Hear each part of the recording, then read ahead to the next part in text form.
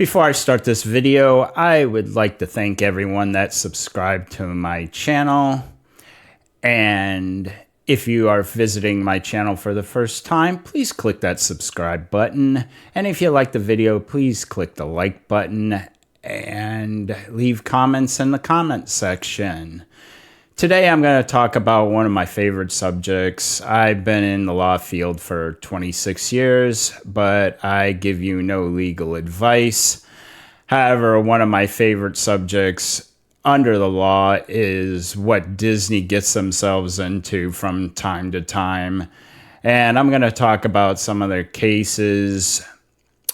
And basically, some of these cases you've probably heard of, and other ones you may not have heard of, and they're really interesting. The first one has to do with Measure L that was passed back in 2018 by the city of Anaheim, and it really mucked things up for Disney. Earlier that year, Disney had announced that they were going to build a fourth hotel right on the edge of downtown Disney where the Disneyland Hotel was. Basically, what Measure L did is it incrementally increased the minimum wage. Disney wanted a waiver. They wanted an exemption from this so they could build a 700-room hotel. And also, they basically had already knocked out the AMC theater that was there and Earl of Sandwich location. They had chased out Rainforest Cafe. And also, I believe ESPN Zone was already, I think they'd gone out in 2015. So they just had this big monolith sitting there that they were doing nothing with. But the plan was to level that entire area and then build this huge 700-room hotel. Well, the city of Anaheim wouldn't give Disney their waivers, so late in 2018, Disney canceled all plans for that hotel. And it really hurt downtown Disney. For a long time, there was nothing there. It's just now starting to recover. Recently, they put in a Ding Tang Fung. They also put in another eatery. Earl of Sandwich hung around, and they are getting a new location with a rooftop bar. So they've kind of made out pretty well. There are also a couple of shops that they put in there, and where the Rainforest Cafe was, they now have a Star Trader, which basically you can buy a whole bunch of Disney items there. However, the real problem came is that Disney decided to ignore Measure L, and recently they had to settle a lawsuit brought by cast members for $233 million because they weren't paying their cast members properly.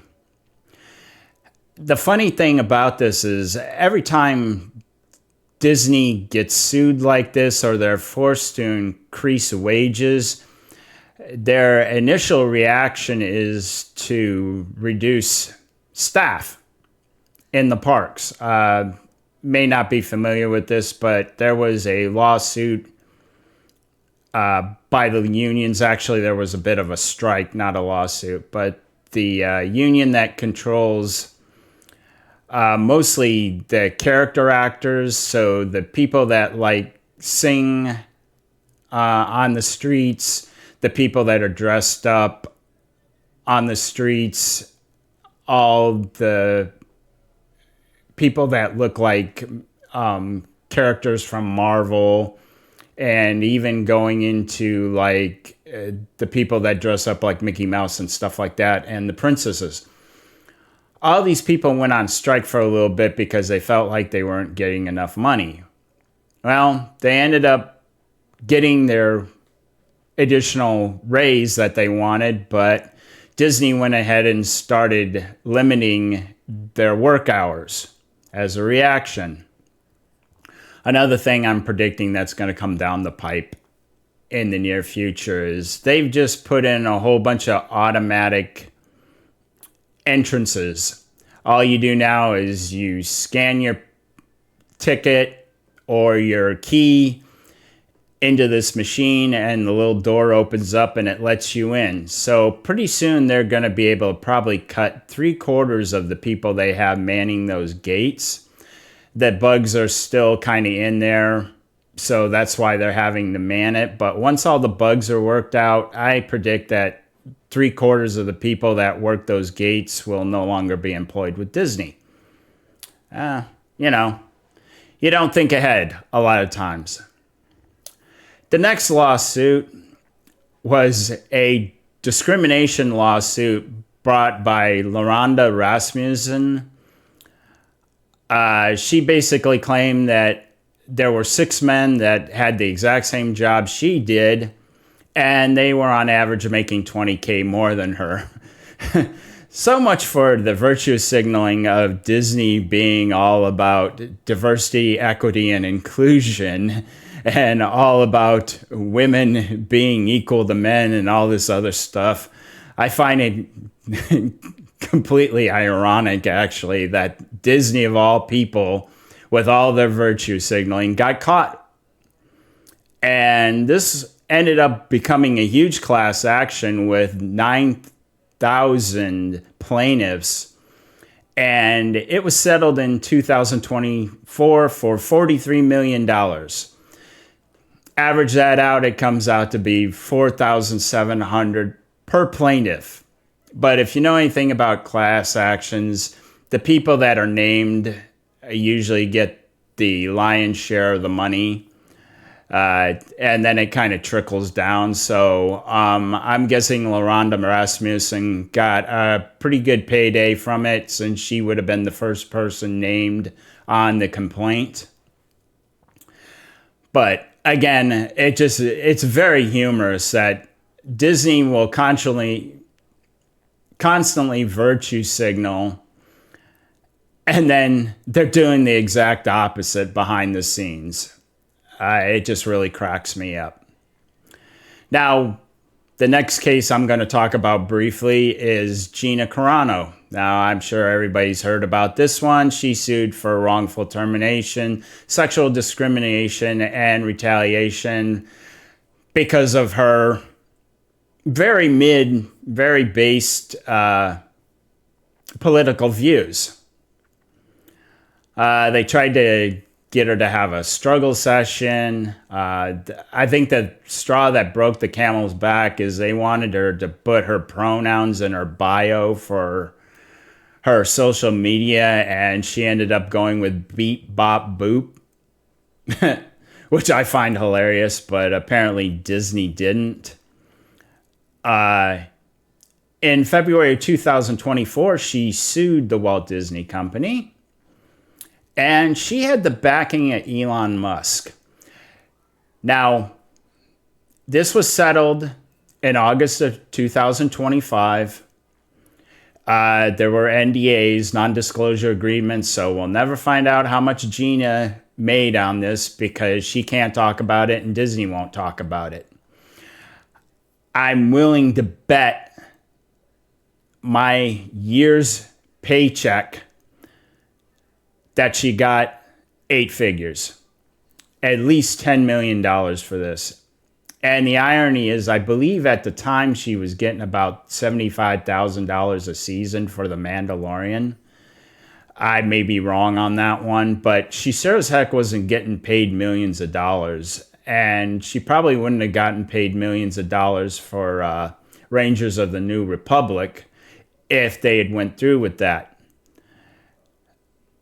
The moral of the story here is that Disney thought they were doing something virtuous, and they got caught again. And it cost them, like I said, probably tens of millions of dollars to settle with her. On a personal note, I realize I'm not Gina Carano. I had no idea what she was going through this whole time. I'm sure she was being harassed by Disney. I'm sure she was being harassed by Disney trolls. But this was probably the one opportunity we had to really see inside Disney and Lucasfilm. Getting Kathleen Kennedy in a deposition and just having to admit what a horrible human being she is. I wish I could have been a fly on the wall if that had ever happened. I would have loved to hear that. Leslie Headland, she was heavily involved in harassing Gina. I mean, everybody that spoke badly about her that was with Disney. You could have even had Bob Iger and Bob Chapek. The Bobs. They could even been deposed in all this. It would have been so beautiful to have them have to fess up to all the BS they've been doing all these years.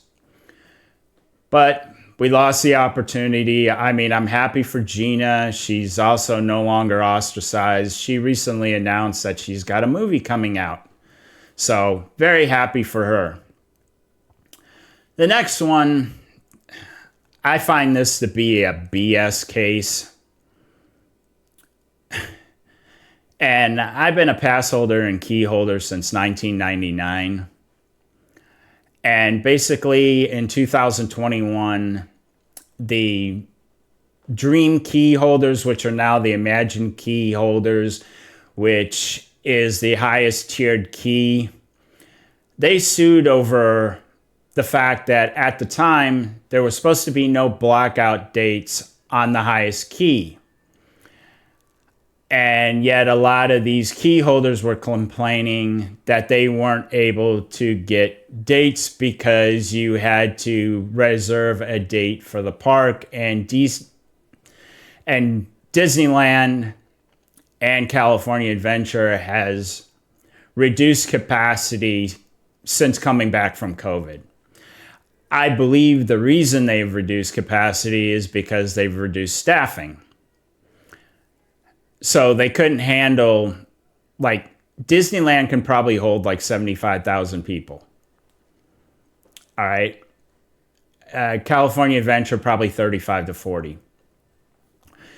Disneyland, when Disney says it is at capacity, is probably only about 50 to 55,000. Listen, I've been in the park when it's been at max capacity.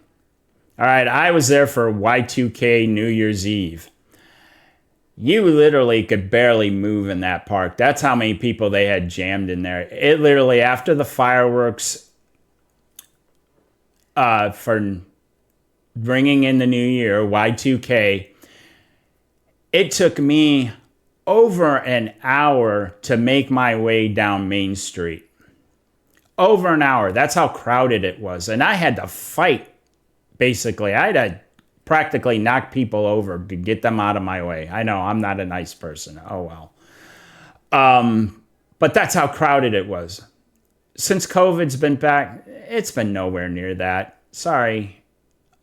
But anyway, the point of this lawsuit and why I thought it was BS is because if you read the contract, and by the way, you're signing a contract with Disney when you become a key holder. And first off, you should read any contract that you sign. If you're buying a home, if you're buying a car, anything, you should read it. Well, there's a little thing in there that says, being a key holder does not guarantee you admission into the park. It merely provides you with the opportunity to be in the park. And the reason I know that is because on rare occasions prior to COVID, Disney had said, we're reaching max capacity. We have to start turning away people. And they would tell you if you left the park, there's a strong chance you will not be able to re-enter the park because we're at max capacity. There are other things too. When they have special events, if you're a key holder, you can't go in for those special events. You have to purchase a ticket for that event. It's common sense. But they got some liberal judge who thought whatever they thought, and Disney had to pay out $9.5 million to the 109,000 Dream key holders there were at that time. By the way, that, in my opinion, was the only good thing that became of this, because my check for $67, big whoopee do. Yeah, that's how much the average key holder got out of that one.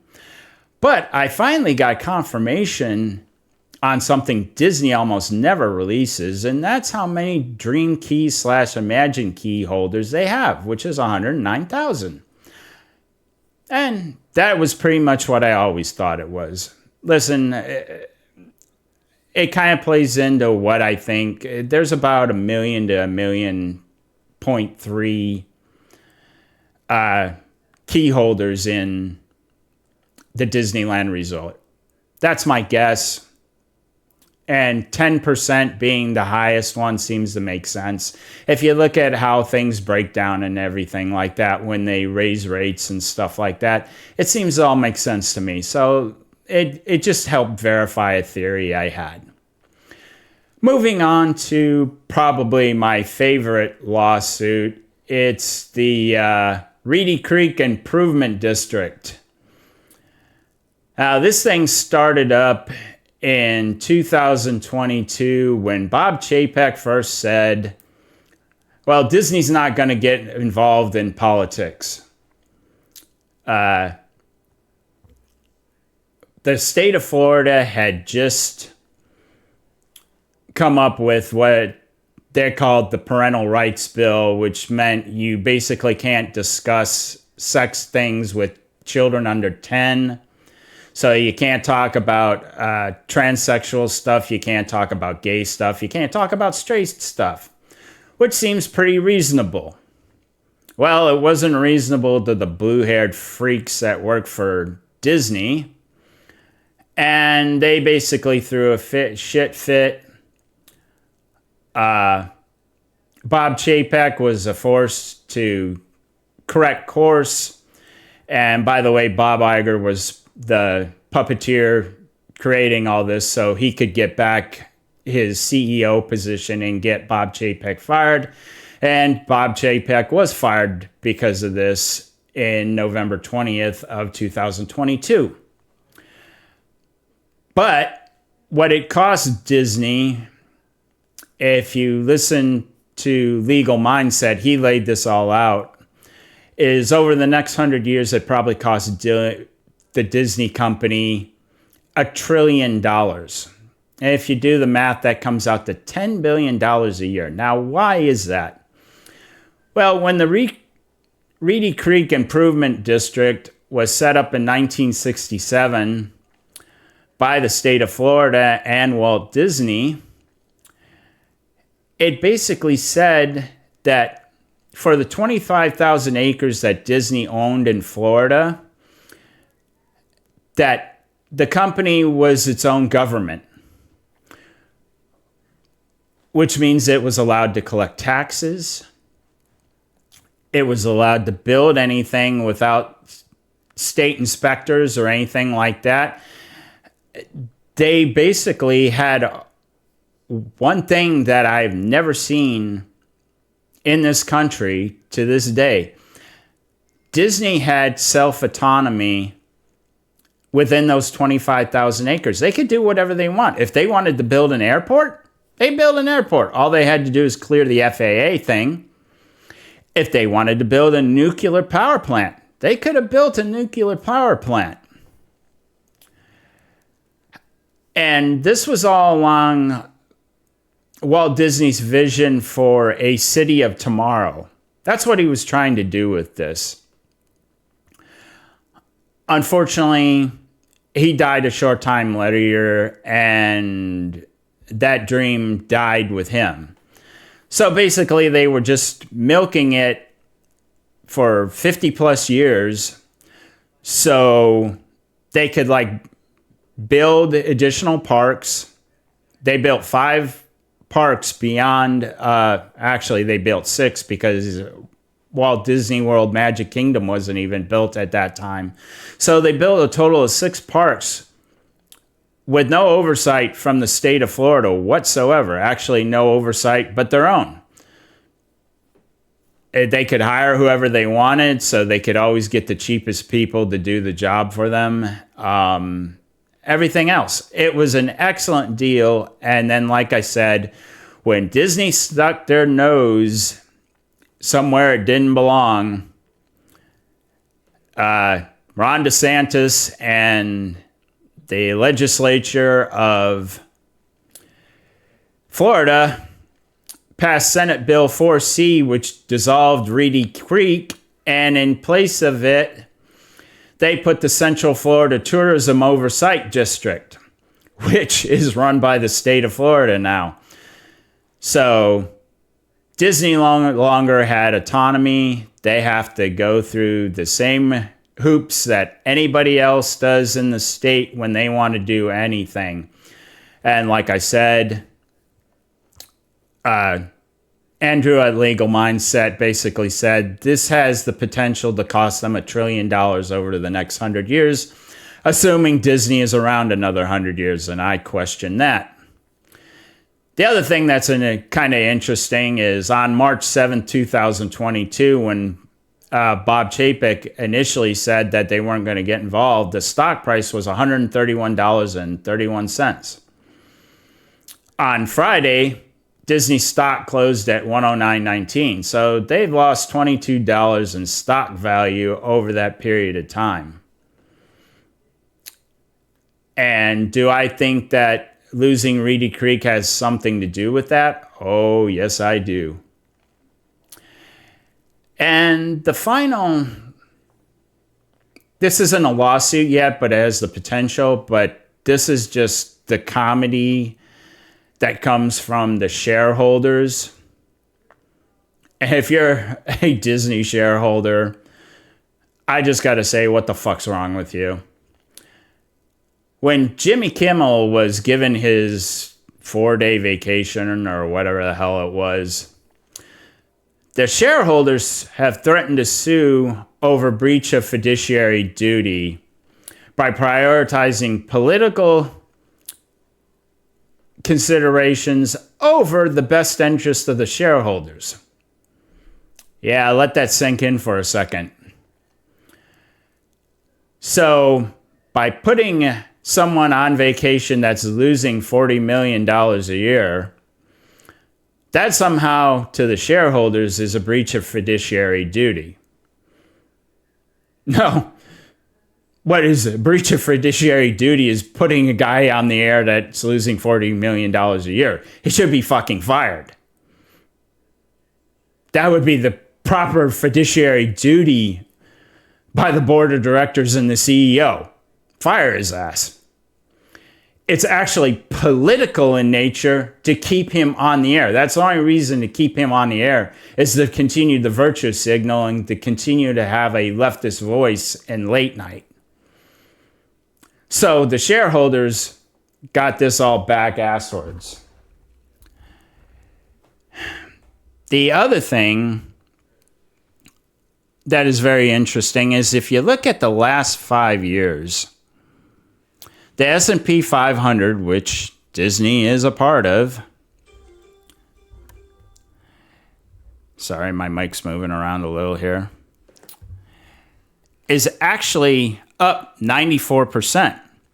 So if you just averagely based or invested in the S&P 500 over the last 5 years, you've almost doubled your investment at this point. While the Walt Disney Company is down 12.5%. That is a breach of fiduciary duty. Losing the Reedy Creek Improvement District over some stupid bill they had no business ever being in.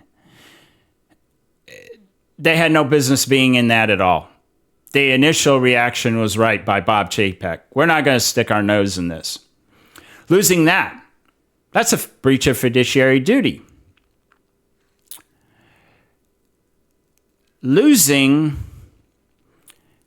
$100 billion in market cap is a breach of fiduciary duty. Now, where did they lose that? Well, you see, they bought Fox for $71 million, and they bought Hulu for a total of about $30 billion. Sorry. That comes up to $100 billion. They've lost that complete market cap. It's gone. I mean, the stock is at $109.19. And it's on a downslide. It's been on a downslide all this week. I don't think there's anything that's going to bring it back up. Disney is on pace to lose over $1 billion, at the box office this year. On top of the $100 billion they lost at the box office last year. There's a breach of fiduciary duty. Marvel, Star Wars, they've destroyed those two brands, which each cost $4 billion. By the way, they've lost all that market cap too. That's a breach of fiduciary duty. I could go on and on. Disney Plus. They've invested somewhere between $11 and $14 billion just into getting that up and running, and they haven't made $1 back on that. That's a breach of fiduciary duty. But the shareholders somehow think keeping a guy on the air that loses $40 million a year is a good idea, and not firing his stupid ass. These people have no business being shareholders in anything, except for maybe my buddy Iron Mike, who I know got screwed on this. Sorry, Mike. You got in at the wrong time, and you really can't get out now because you'd lose your ass. I'm sorry, not Iron Mike. Mexican Iron Man. Boy, I'm just losing it today. But anyway, I'm going to wrap this video up now, and I'm going to send us out with some out music courtesy of Toxic Man Flu. So, again, if you like this video, please click the like button. If you haven't subscribed to the channel, please subscribe, and I'll see you next time.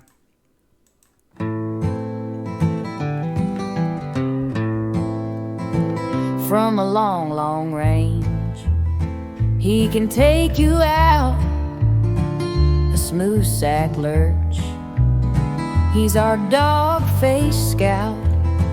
He's rolling a wretched. It takes a real tough man. It takes a lot of beeswax to rip all the hairs out of all his man cracks. He's rolling a wretched. He's rolling a wretched. He's hanging smooth braid.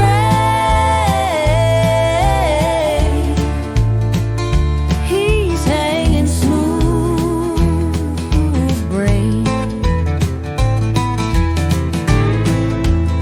He's hanging smooth braid. He's hanging smooth braid. It takes a special man. It takes a lot of beeswax to make every woman anticlimax. He's our beloved lurch, who's hanging smooth brain. He loves bull's milk and skin flute candy canes. He's rolling the wretched. He's rolling the wretched.